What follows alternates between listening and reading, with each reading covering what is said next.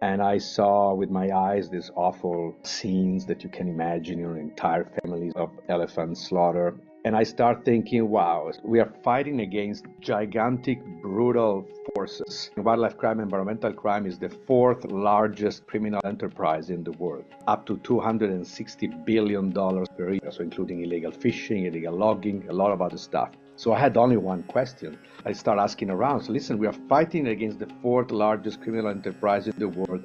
Organized crime is involved. Who is using professional intelligence to fight back? And by professional intelligence, I mean the same way the CIA fights terrorism or mafia. And the answer was nobody. And so crazy, I decided to stop what I was doing. And I thought, well, maybe I can build something like that, like a private intelligence agency dedicated to environmental crime, hiring former CIA, former FBI, former law enforcement, former crime analysts to create a mini intelligence agency dedicated to fight environmental crime at the highest possible levels. So long story short, here I am. It's so devastating, especially because we don't even know if we have one generation after you and I. Exactly. We're also fighting climate change as well. So those animals are becoming not just extinct by, direct human killings, but also because of the weather, and It was devastating. Welcome to the Heart of Show Business. I am your host, Alexia Melocchi. I believe in great storytelling and that every successful artist has a deep desire to express something from the heart to create a ripple effect in our society.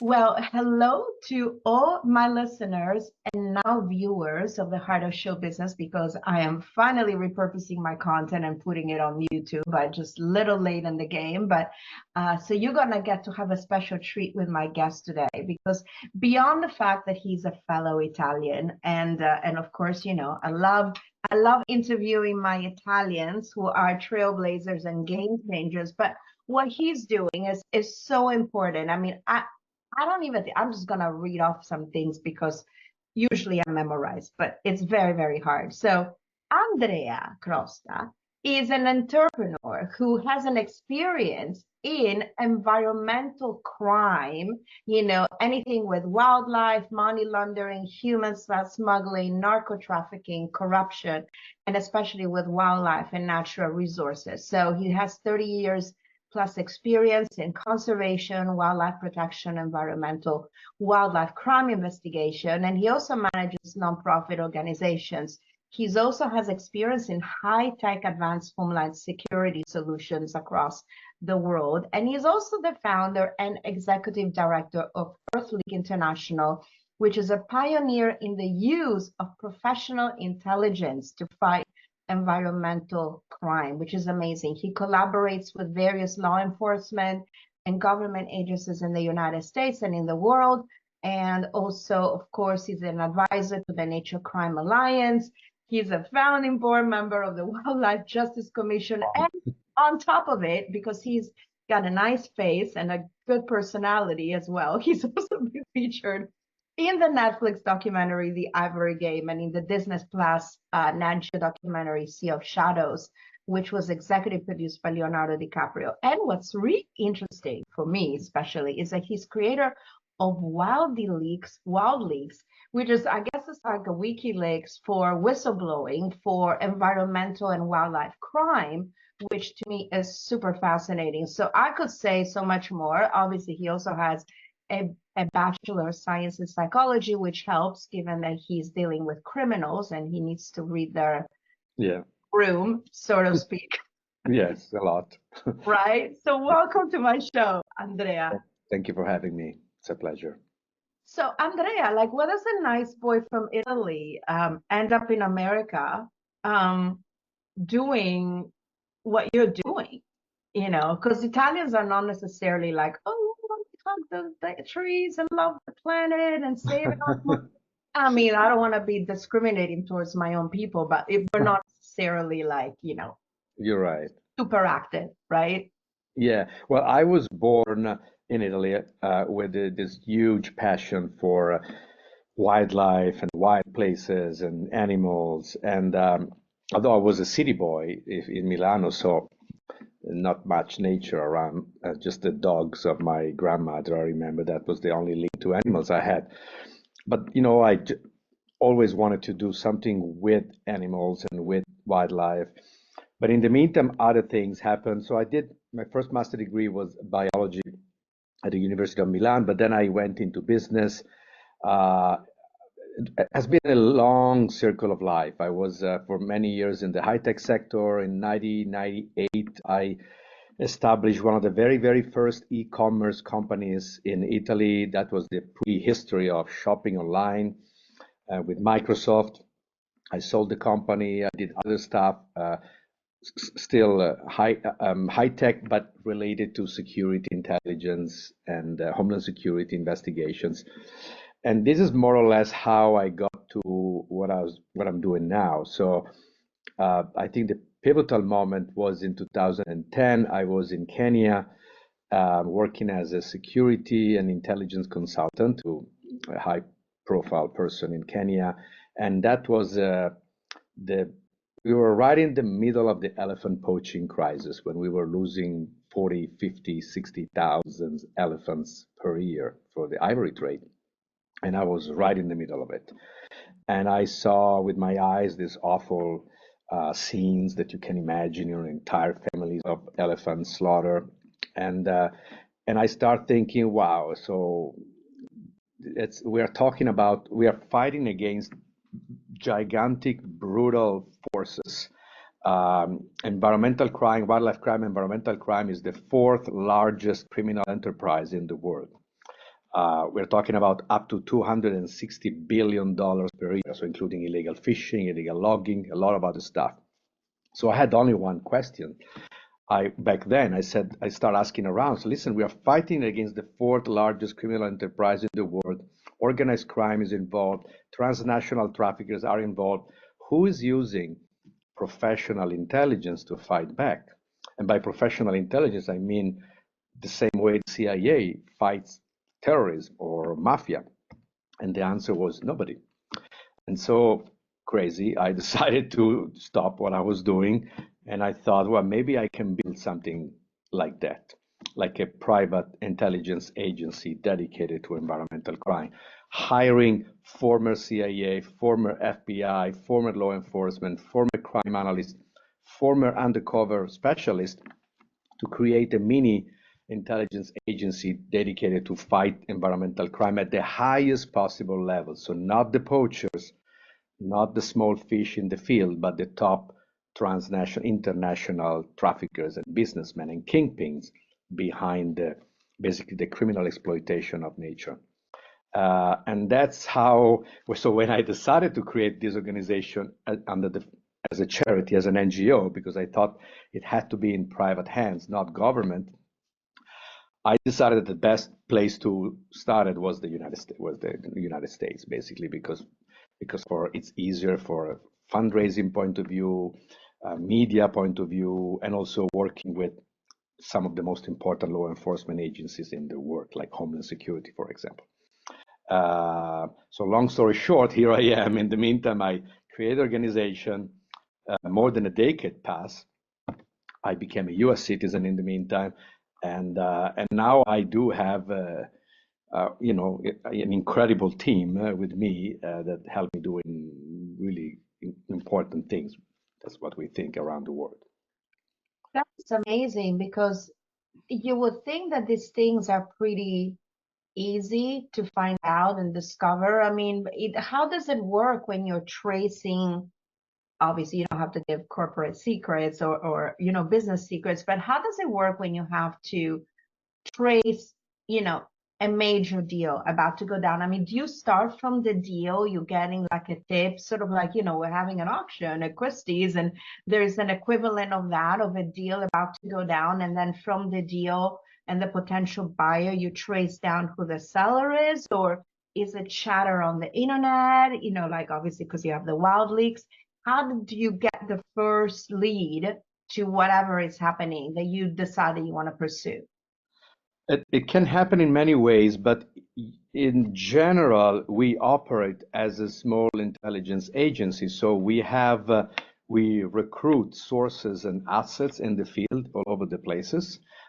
We use experienced undercover operators who have been doing this kind of work for decades. And sometimes we literally infiltrate those networks. If you want to oversimplify what we're doing, we are really good in becoming your friend, whoever you are. And if you're a criminal, we are becoming your friend. And over a period of months, sometimes years, because intelligence gathering, it's a long-term game, you will tell us everything we need to know about your trafficking, where you invest the money, what else you do in life, where you invest your money, your real estate, of course, a lot of personal information as well. And this is all intelligence that our analysts process in order to put together, produce intelligence briefs, confidential intelligence briefs that then we share with partner law enforcement agencies. Because of course we are an NGO, so there is a limit of what we can do, right? And I'm really, we don't buy anything illegal, we don't do anything illegal. We are just really good in collecting information from the right sources. So to we build sometimes really complicated puzzles. So intelligence is like putting together a puzzle with a lot of pieces, but without having the picture of the puzzle on the cover of the box. So you're not really sure what you're building. You have a lot of pieces, and you put them together. And sooner or later it will make sense. So you start understanding, okay, we have these 10 players. I'm just making an example. We have these 10 players in this region, and these 10 players have 5 different networks, and they do a lot of wildlife trafficking. For example, we work a lot right now in Latin America, so we have networks trafficking jaguar parts, live animals, shark fin, all kind of products from the oceans, but also wood, illegal timber, illegal mining, same people. And then at the same time, they're into human smuggling, human trafficking, money laundering, drug trafficking, same people. And this is because at the very top level, these individuals are really good in doing lots of things at the same time. They have their hands in a lot of dirty businesses. It makes sense because they control the smuggling routes. They know exactly who to bribe in that country. So they use it to make money. Everything is an opportunity in their world. And they are ghosts. And that's probably one of the most important parts of our job. We are chasing ghosts, meaning local law enforcement agency in those countries, but also in the US, are completely unaware of these people. And they've been doing this for decades. So our job is basically to give a name and a face to ghost. So then law enforcement can actually continue our work and do further investigation, and they can do things, as you can imagine, that we cannot do. And eventually sometimes arresting and prosecute these people.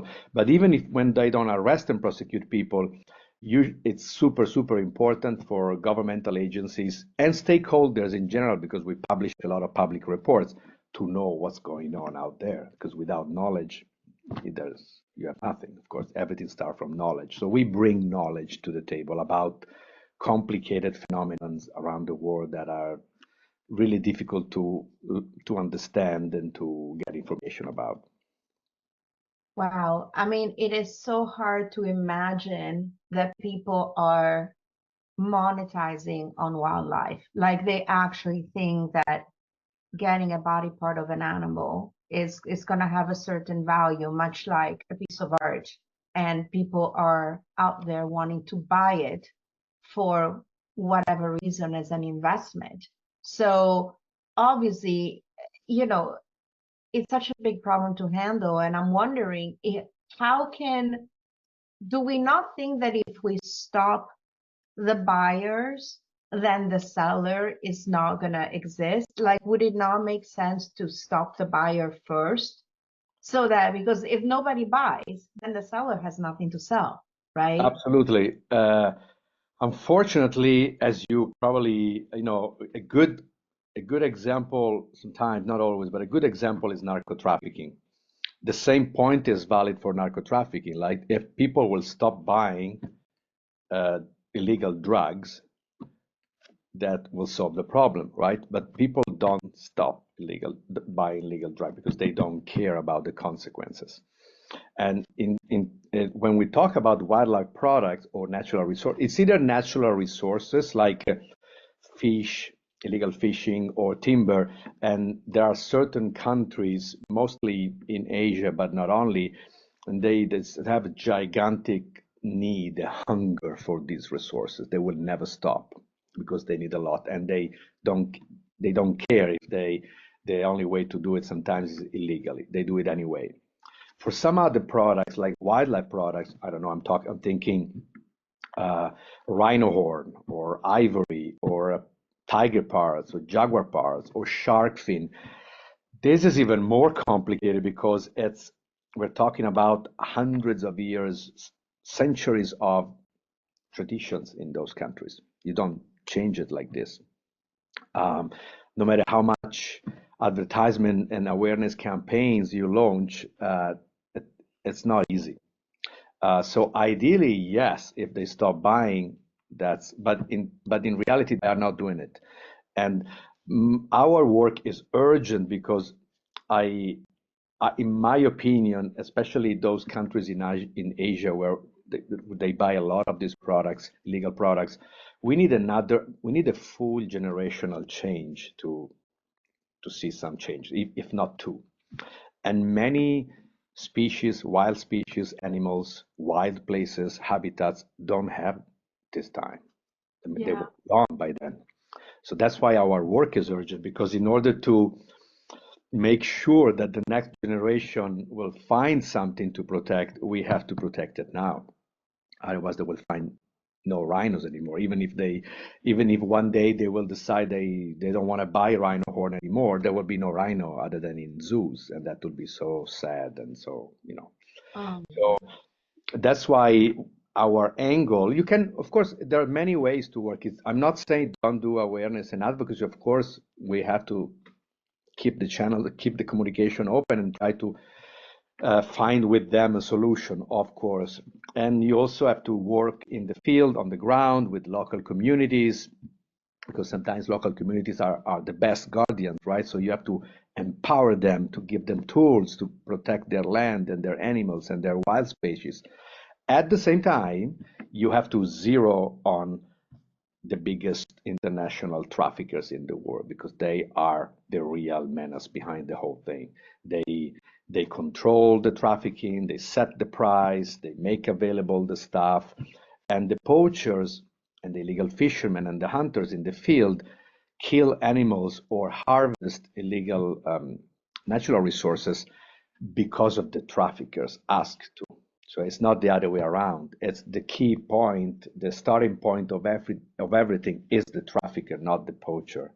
And so you have to do whatever you can to stop, or as a minimum to disrupt the activities of those international traffickers that are who are capable to easily smuggle a container of tons of shark fins every month, from a country to Asia easily. Containers of illegal timber, all kind of animal product with a lot of profit. You mentioned profit before.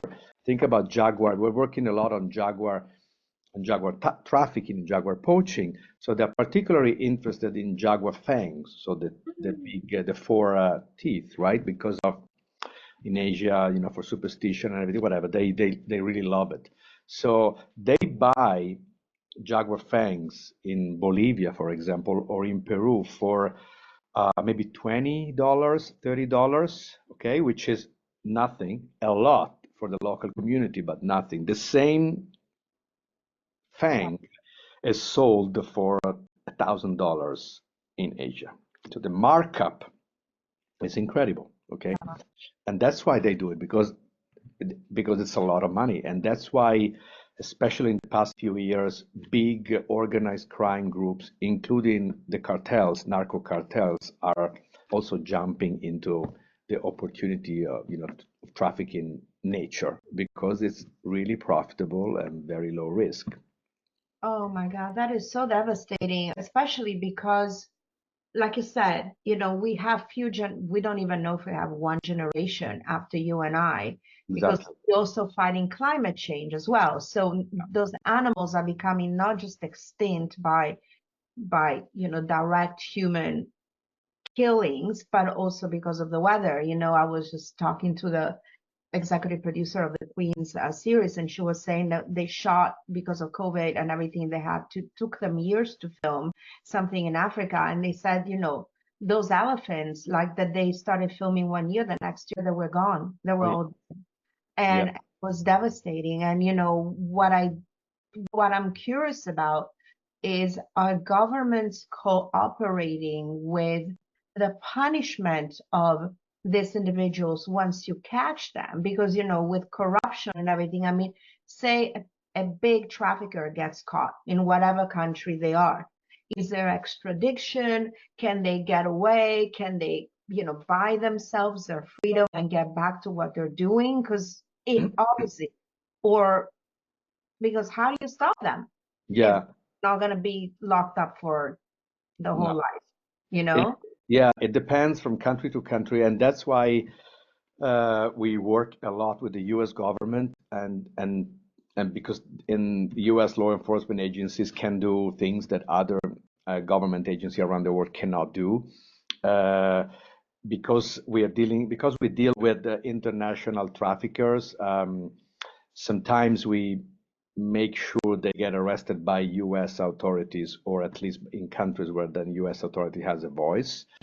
Because as you said, in many other countries, they get away with it. They just either the law is too weak, or they just bribe somebody and get out of jail.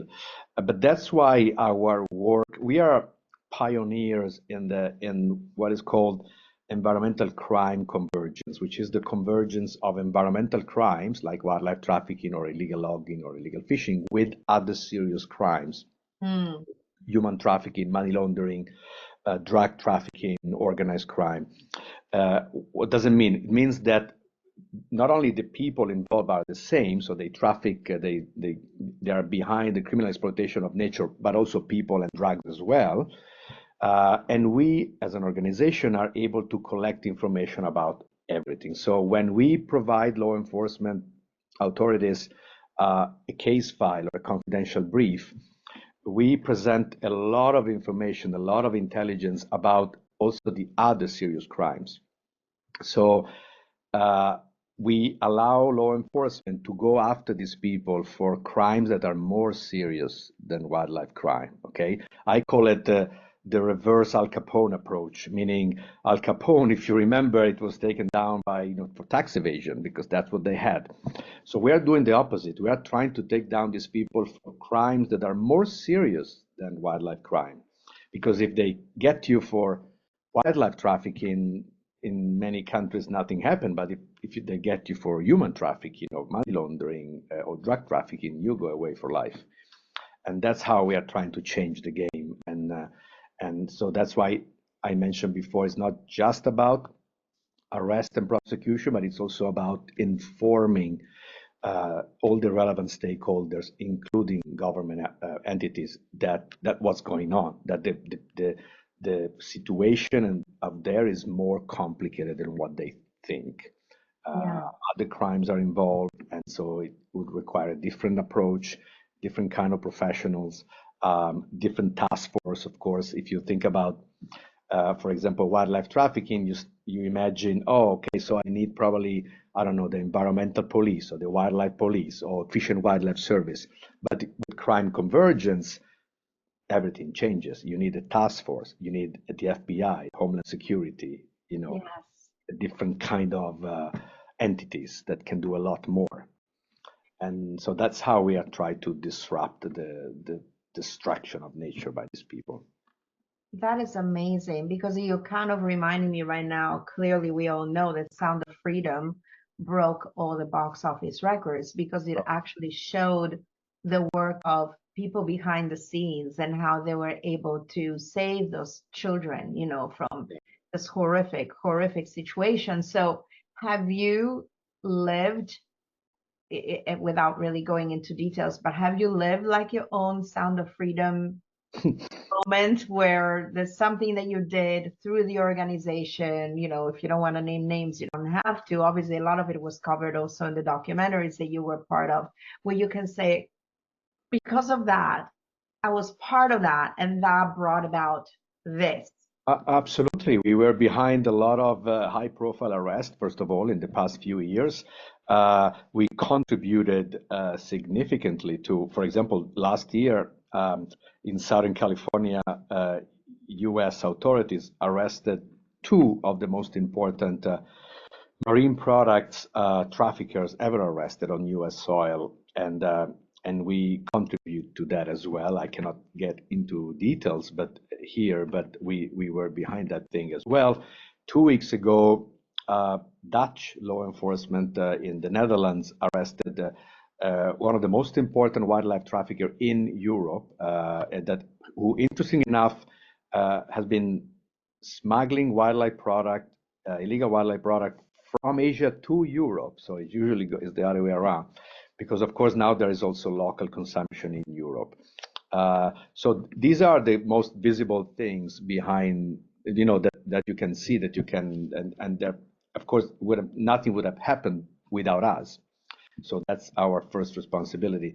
But then we also share a lot of information behind the scenes. I think now probably 50% of our operations and activities are absolutely confidential, and they will never be made public because of this collaboration with law enforcement agency and governmental agency. And of course, they don't like advertisement and publicity. Otherwise, you risk to jeopardize the whole operation in the field.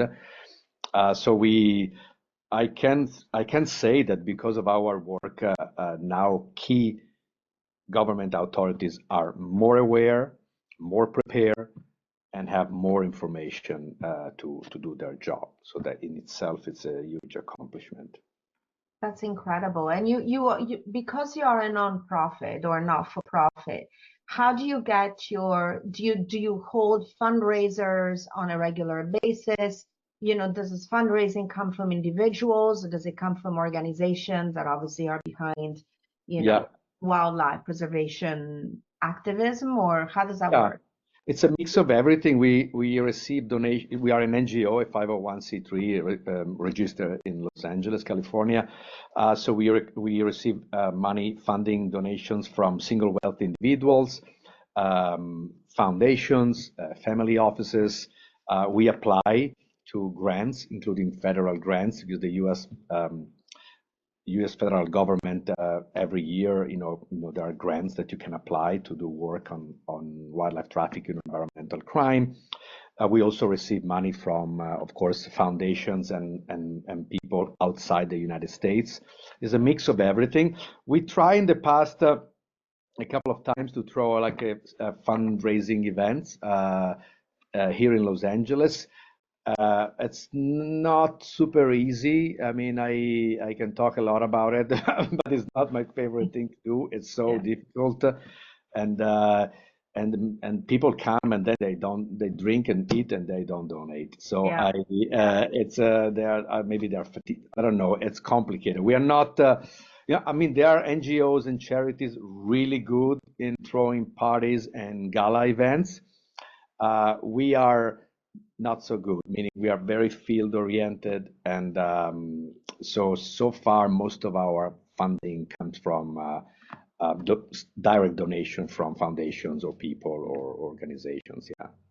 Which I think is the best way to get the money anyway. Like you said, most of the people are just interested in the red carpet and taking pictures. Yeah, exactly. Just spending money, and then you just end up paying for the food, and then you're like, okay, what do we do now? No, exactly. What about those organizations? Obviously, there was a lot of heat with the guy from Black Jaguar, White Tiger, the guy in Mexico, that he was, holding all these animals, and he, like his pets, and he had a huge following, and there was a scandal behind it. Do you support those people that are saving the animals from collectors, and or not? No, in general, not. We knew that story very well. We knew he was a fraud. We've been asked also to investigate on this person. We haven't done it because we didn't have enough money back then. But professionals knew about it. It was not a big secret. But then he had, as you said, huge followers, celebs flying there just to pet the animals, and that's a classic case of really people and donors don't doing their homework. I mean, just read a little bit, study, investigate these people before giving money. And that's my personal thing sometimes with donors. And I tell them, guy, you are in your own space. Maybe you're a businessman, an entrepreneur. You're so good. You're making millions, billions of dollars. And then when it's time to donate money, that's it. You do it very randomly without even checking who's behind. So do some homework also on that. Check what they do in the field, right? So there are there are wonderful organizations around the world that really rescue animals. I mean, I'm not saying that we are not into that because our job is different. There are, of course, incredible organizations rescuing, but there are legit NGOs, for example, IFO or Humane Society International. They are known that they do it all the time. So and we also collaborate with them as well, actually, on different things. So just my recommendation is do your homework and check and Yes. read a little bit before giving money. Absolutely. And what I love about this is for everybody listening is as you understand, this is not about just saving animals. By helping and by supporting organizations like Andrea's, you're actually helping humanity on so many more levels. You know, you're talking about environmental advocacy, you're talking about child trafficking, you're talking about human trafficking, you're talking about everything, because as you hear drug cartels, I mean, to me, this is one of the things that I just learned from this incredible podcast is that they're the same people. They're Right. not different. They, like you said, they are just saying, hey, let me spread out my investment, and this Exactly. is what I'm gonna do. It's not one bad guy that is doing it because No, of animals, is doing it to make money on everything, which is absolutely. just Absolutely. unfathomable to me. It is how do you how do you sleep at night? Because I mean, obviously when you Sometimes I get don't sleep, in fact. I'm like, how do you not speaking of pills and whatever, it's like, no pills, but how do you sleep at night? Because I'm sure you get triumphs, which Yeah, of course. that makes you feel really good because you're like, okay, my mission is I'm on the right path. But then I'm Yeah. sure there is also moments where you're hearing and you're getting the wind of something and you'll go, oh my God, I'm gonna Yes. get some sleep over this, right? Yes. I mean, it's with time, I've been doing this for many years. So with time, you get used to, you learn how to deal with your emotions and with your anxiety and with your preoccupations. It's running an organization like this one is really like running a small intelligence agency. You're constantly, first of all, you very often I have people in the field doing really, really difficult things. So first of all, I'm worried for them. The safety of my team is, priority number one to begin with. Uh, and so there are complex operations that last months. So it's really a lot of work. Um, then of course you hear and see a lot of awful stuff. That's part of our job, of my job. But with time, I learned, the trick, the secret is to learn how to. Uh, you never really stop working, at least in my position. It's even at night when you watch TV, a part of your mind is focused on that operation, or you're worried about that person. But I think for me, it works very well being in the nature. So outside, so I walk a lot with my dog, for example, and my girlfriend on the beach in the Santa Monica Mountains. Hike. Sometimes I love Rocky Mountains, so I go to Utah or Colorado to just be in the nature, and that's what I can do. Unfortunately, when I travel the world for my work, It's funny because friends or people who know me, say, oh my God, you're so lucky. You probably go around and you see a lot of beautiful places and animals. And I see, no, I see dead animals and criminals. That's what I see when I go. Very rarely someone invites me to a nice place. So I go and I say, oh, I remember now what I'm fighting for is for all this beauty.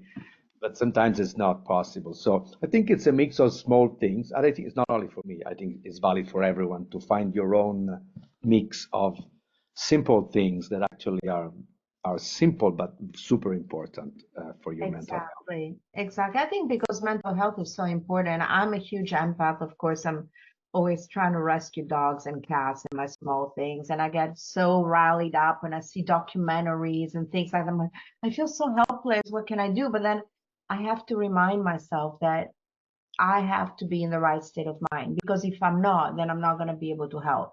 And so keep it cool. Like I said, walk in nature. You can only help so much, but just know that whatever you're doing, it's going to have a ripple effect, no matter how small, right? And I think people need to get that it's about a little pebble that you throw into the ocean can make much of a difference in somebody, saving, Absolutely. right? Going.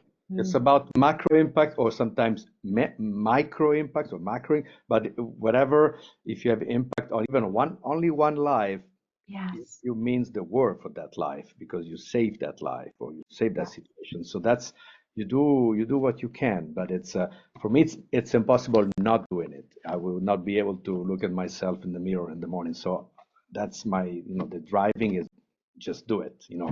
Nature and wildlife in general, I consider family, even more family than my family. So I don't need any particular, you would fight for your family, right? You don't need a reason why, you just fight. You wake up and fight for your family. And I do the same. I don't need particular reasons. I just, regardless if there is a success or a failure, nothing changes. I still fight in the same way. You have to remain true to who you are. And speaking of movies, because of course this is the heart of show business and we're talking about movies. If there's somebody that wanted to do a movie on your life or a movie on what you do. Yeah, I'm working on it. We are working on it actually. Yeah. Oh, Yeah. We did, of course, we did these two documentaries, but then last year we were the cover story on the New Yorker, and that was a big story, big thing for us, really game changing. And so a lot of people reach out to us and to me also personally. So we are working on it. Yes. I love it. Who would you want to play you? I have no idea. I don't know. I don't have. I have. I would never dare to to suggest anyone, but hopefully someone who cares. That's would be. Yeah. That is the best answer yet. Yes, I agree. It has to be someone who cares. I don't know. I see Mark Ruffalo. I don't know I why. love Mark Ruffalo. I love Mark is one of the. I mean, his fights for these kind of causes, for social justice in general, is really admirable. He's one of the very few actually really outspoken on certain things. He's very courageous. So I love him. He's great. And also, of course, Leonardo DiCaprio, because you work with him and he looks like you. So I don't know. I don't he know about looks that. like you a little bit. You're like the Italian version I'm a of bit older than him. I love it. I'm rooting for that. And if there's any way that, of course, we can help ourselves with bringing this into fruition in our ever small things. I'd love to see a movie. I'd love to see a Sound of Freedom about what it is you do. Because I think people need, through entertainment, you can accomplish so much more, as you know. Yeah. And we're working on through both fiction and non-fiction because non-fiction documentary series, we're working on a documentary series, of course, but there are people interested in also in making a fiction, and with the fiction you reach a lot of people, right? Exactly. I'm sure you remember Blood Diamond. So Blood Diamond is still a, I mean, a benchmark for me. Like I remember after that film, my grandmother started asking questions about her diamonds. So they really change things somehow. So would love to do something similar about environmental crime and and the criminal exploitation of nature in general. I love that. Yes, you're absolutely right. I mean, I didn't even know that there were this thing called blood diamonds. You know, and then when I saw the movie, I'm like, Yeah. do I really need to buy stuff? Do I know what I know Exactly.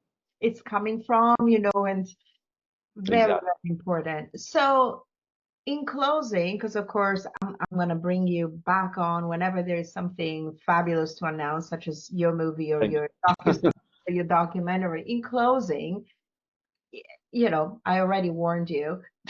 How do you define yourself in 3 words or less? Or if you have a life mantra, obviously maybe tied to your Italian you.